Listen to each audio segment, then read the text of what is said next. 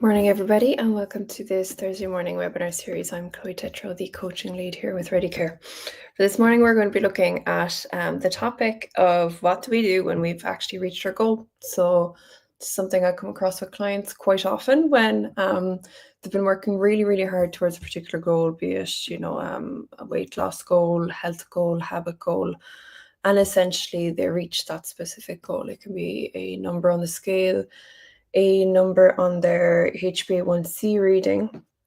But essentially, once they've hit that particular marker, they're not entirely sure where to go from there. So for this morning, I'm just going to have a quick look at some of the guidance, I suppose, that we can offer with where do you go, not only when you've reached your goal, but when you're not too sure where to go next with things, when you've put so much of yourself, your energy into this finish line, and essentially what happens next. So we often do define our success by the destination aspect of it, and or I'm not going to go into mad cliches or anything like that.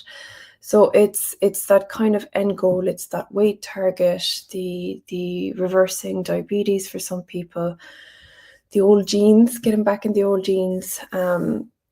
But the actual real transformation isn't static, right? It doesn't need to particularly end there. It's more of a threshold. It's something that it's not just, you reach that particular threshold, it's at the top of the mountain, and the rest of it is going to be this kind of flat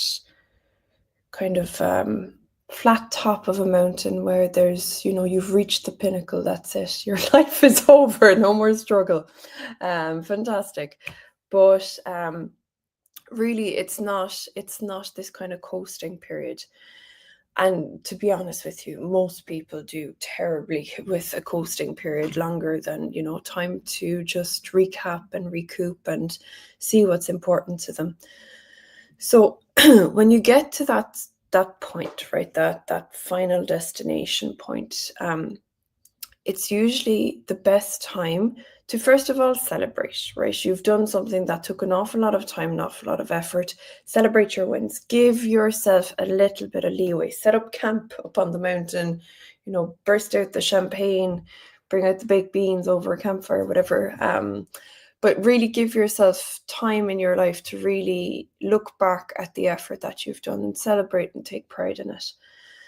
Now, once that starts to land, and once you start to get the inevitable come down of this big peak sensation you might have had, you're on it for a while, you're feeling good, and then it's very natural for that high to start to come back down to earth because you don't have any of the stimulus that would continue that high, basically. So that's a really, really good time to start to ask yourself, what now? What am I doing differently? Who am I trying to emanate now? What's the version of myself I'm trying to emanate? And what does this change enable in the rest of my life, right? So from a behavioral and neurological perspective, that dopamine-driven motivation that we feel when we're chasing a goal will start to fade significantly after its attainment. So studies shows the reward circuit lights up most strongly in anticipation, not in achievement. So dopamine, I often say it like this, it's the thing that gets you from here to here, right? It's the in-between. It's not the woohoo, we got there. It's the thing that goes, okay, now we're here, what next? And we're here, what next? No, you don't want to get caught on that hamster wheel either. But essentially, that good feeling that you get is in the lead up, in the anticipation, more so than the achievement. So what that does, it creates a dip in motivation after the success unless new aspirations, new goals, new intentions, or meaningful structures are put in place. So this is where intentional change theory becomes useful, specifically the concept of positive emotional attractor. So that's PEA for short, is the way that I'll refer to it in today's talk. So it states, PA states, so the positive emotional attractor are driven by hope, vision, intrinsic values, things that are super important to you that you want to go towards, right? I call them the carrot, right? They're things you want to move towards.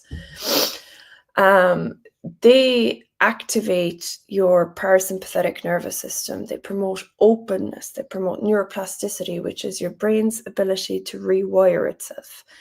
And they help with long-term sustainable change. On the flip side, negative emotional attractors, or NEA, things like fear, guilt, pressure, they'll prompt a short-term compliance. You'll do the thing for a little while. So they're the stick, if you're beating yourself up about something. They'll work for a little while, but it creates a huge old stress response that limits your creativity and your resilience, so your ability to bounce back from things you weren't expecting that didn't quite go your way. So what does it mean in kind of layman's everyday terms? So if your initial motivation was to escape an illness, right, which is oftentimes in the first session where I meet people on a kind of metabolic health coaching one-to-one, they'll say, I don't want to get diabetes. I don't want to get my foot amputated. I don't want to get cardiovascular disease, right? That's very normal to hear. Now, they're perfectly valid reasons, but so they are an NEA, negative emotional attractor driven goal, which is okay in the beginning stages to sustain momentum. However, you will need to reconnect to something where you're thriving, something where you're doing really, really well, an idealized version of yourself. People say your higher self, but you can just think of an idealized version of yourself. Not just, I don't want diabetes, but I want to live healthily. I want to have energy. I want to have confidence. I want to be present in my relationships. I don't want anybody else to have to look after me because I love freedom and autonomy, right?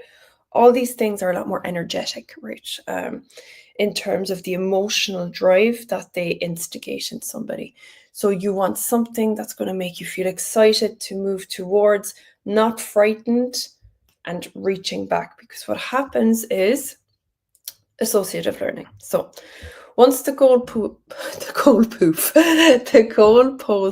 moves, your motivation now needs some anchoring, right? It's like a scaffolding. It's really, really temporary until your identity and your habits underneath it make it more solid.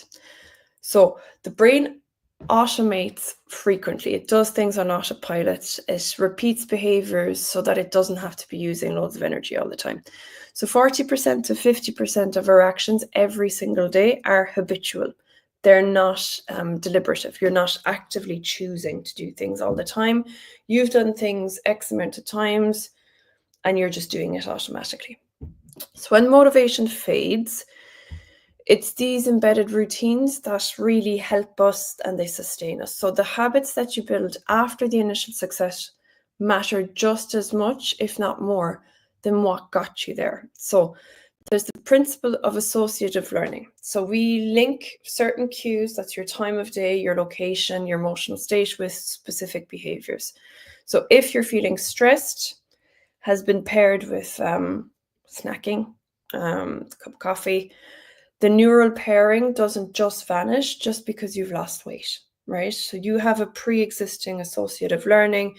It needs reconditioning because otherwise, no matter how much weight that you lose in your life, or I'm just using that as an example, it could be anything else, you will always associate I'm stressed with I want a bicky, or I'm stressed, I'm going to have a beer, or I'm stressed, I'm going to go to bed. Whatever the associative patterning is in there. So to do that more effectively, build replacement association. So that's replacing instead of annihilation. I don't know if you've ever had, if you yourself, you know somebody that's ever had something like a collie, those dogs, they're not very good at the word no.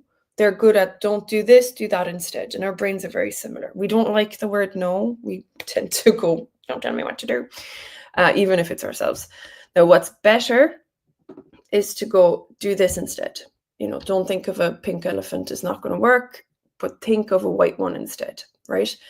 So you want to replace those cue behaviors, like the stress snacking with a cup of tea, with a little squish ball, a little crochet that you do, coloring, breath work, whatever it is that strikes your fancy. Going up into your bedroom and saying, I'm just going to sit here for 5 minutes. Just going to sit here for 5 minutes.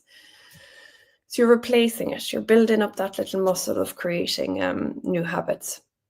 Now, anchor identity cues in your environment. So stick affirmations or values where you will see them. Now, they don't need to be saccharine. They don't need to be things that when you read them, your whole body goes, I always think cater the message to the audience, and I've found with the European audience, we're not quite like the American audiences, where we're built to almost go to certain messaging. So if it's a little bit over the top saccharine and your whole body cringes, rejects, and is not into it, basically, is what I'm trying to say. Change it to a way that is more palatable for yourself.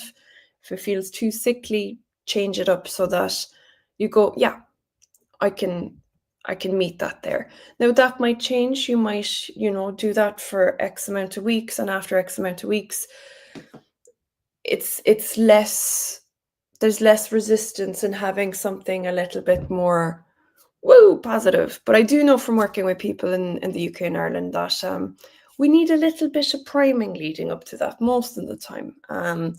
So the important things about visual primers, things that you stick on your phone, notes. I put a reminder sometimes that will just remind me, ask me a few questions instead of telling me things, because I learned very quickly that I don't like people telling me what to do, including myself.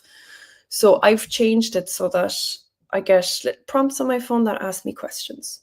Are you valuing what you want to value today? Are you prioritizing what you want to prioritize today? So it's anchoring you back into specific things, and you can word it as questions. It doesn't need to be the best version of yourself. For some people, that is absolutely exactly the right message that hits them in the heart. For other people, they can't quite connect to it. So find a way of talking to yourself that resonates with who you are. I've got a sneeze coming on. Oh, it's not coming. It's going to just jump out of nowhere in a while, I know it. So it's a very good idea to have those visual clues. So if you work at a laptop, if you work in a car, in an office, in a truck, if you use your phone, your brain learns through repetitive patterning. So the more you have that message go in, and I'll tell you how important that message is, because you want to be very deliberate. It needs to be a message worded in the positive, like the carrot. I don't mean that it has to sound ultra positive. It needs to be something that you want to move towards. So try to avoid any words or sentences that bring up any uncomfortable feelings, and I'll explain why. So we'll come back to our PEA, positive emotional attractors, the carrot, NEA, the stick. Emotions that move you towards something, emotions that move you away from something. So our brain is a fantastic association machine. It's brilliant at it. We like to pair things that remind us of other things in the same categories. It's how we create memory banks. It's how we accelerate our learning. We go, it's kind of like this, so therefore I'll behave like that. Now, where that gets tricky, and where an awful lot of people have difficulty sustaining motivation, is when they are not aware of this mechanism. So the mechanism will associate whatever emotion you've placed on your goal with the goal itself. Now, that is brilliant if you're leveraging it for positive emotions, and it's not so good if you're accidentally sticking a bad emotion onto a goal that you want to do. So I'll use an example of somebody that I coached years and years ago who wanted to lose weight because she didn't want to make a fool of herself on her wedding day, right? And in itself, it sounds like, okay, fair enough, that makes sense. So the gym was all about, I don't want to look fat. I don't want people looking at me. I don't want people talking about me. The food aspect of things, same thing. It was all seeped in fear, in discomfort, in shame, in not being good enough. So all of a sudden, the habits that she'd built up around her were all reinforcing subconsciously that she wasn't good enough, that people would talk about her, that all of these different things. So it became very difficult for her to, no, we worked through it when we realized where the little the disconnect was happening. All of her positive habits had a negative connotation. So every time she thought about the gym, her whole system would get flooded with feeling bad, feeling ashamed, feeling not good enough about herself. So what started to happen is she wanted to go less and less, because it made her feel bad. It made her feel not good about herself. She was not interested in the food aspect of things because, again, food represented bad emotions. So that will give you a certain example. Now, you can lift that out of weight loss. You can apply it to lots of different things. Be very, very careful about the associations you place on something because they're extremely powerful subconsciously as well. So you're not making the decision to think about these things. They're coming up in you. And if there is a habit that you've tried to start, if there's a behavior you've tried to change, and you're finding that you're meeting quite a bit of internal resistance from it, have a check around some of the messaging that's in there. So when the motivation starts to dim, navigate post-success, drift, and renewal. That's a wordy way of saying when people start to feel that emotional flatness, essentially, after reaching a goal they went after for ages. I just call it the come down. That's a very, very, very, very normal part of psychological recalibration. You might be feeling a lot better metabolically, but if the mental and emotional ecosystem doesn't grow to match your external success, the self-sabotage aspect of things is usually when it's going to start to rear its head. So when people say 70% of individuals that lose weight put it right back, that's oftentimes when they've been so honed in on the goal, so honed in on the threshold, the number, the whatever it may be, that unbeknownst to them, all of their other habits have not changed to support what that new version of them might look like. We talked about, have they looked at previous triggers? Have they looked at, okay, why were things difficult before, right? Not just a case of to browbeat myself into specific behaviors, but why were they difficult before? Have I specific cues in my environment? Does it warrant a conversation with a loved one? Which oftentimes it does. And it's one of the biggest contributing factors of, please don't bring certain foods into the house that you know that I'm trying to avoid, and be supportive, right? So again, culturally, we tend to have the Asher, go on as a way of showing love to people. We'll say, would you just have a little bit? You deserve it. You've been so good, which that sentence in and of itself. It's not that you need to avoid sweet foods, all of that for the rest of your life. Absolutely not. It's the reward, right? The reward for being disciplined should probably not be lack of discipline. The reward for healthy eating should probably not be unhealthy eating. Now, what you can change while still enjoying the same foods is the reward for knowing that I have full control is exercising some of that control with foods that I know that I enjoy. Great. I still have control. I still have discipline. It's a choice. It's not a compulsion, those kind of things. So this is why people speak of disidentification, right? So from the role of somebody who struggles, that self-sabotage piece I'm talking about. Who are you when you're no longer managing a disease? Who are you when you're no longer managing a milestone? So it gives you an opportunity to actually reimagine yourself as basically, the more information we give to an identity, the greater and stronger it becomes, right? So this is why people, people say whether you think you can or you can't, you're right. And why when people give up smoking, they're often told, start with saying, I'm a non-smoker. You mightn't believe it at the start, but any identity-based information we tend to give ourselves, our whole system wants equilibrium, right? Identity is like the core reactor at this in the middle. It's the nucleus of everything, and all other things permeate out from it. So if you slip a new version, this kind of higher aspiration of yourself that you want to become, it's going to become a lot easier after you've reached a goal for the rest of your behaviors to match, right?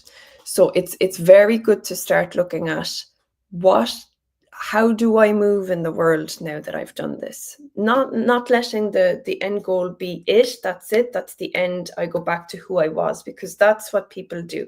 They go back to the most solidified version of their identity that they have. So it's important to bring all of your identity, all of your systems on board with it, and start to recreate your self-image.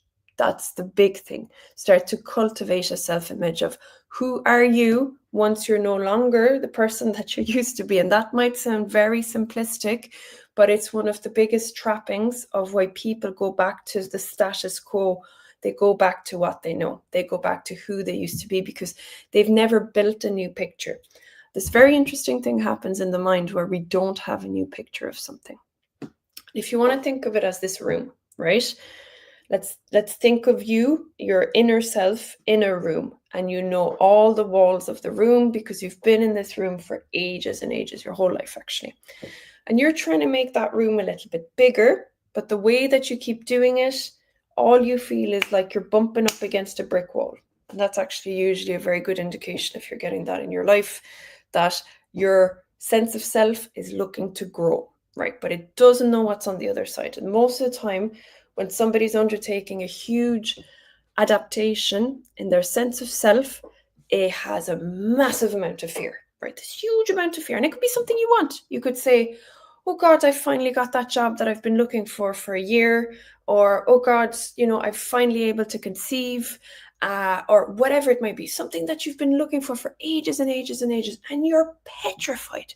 You're absolutely petrified.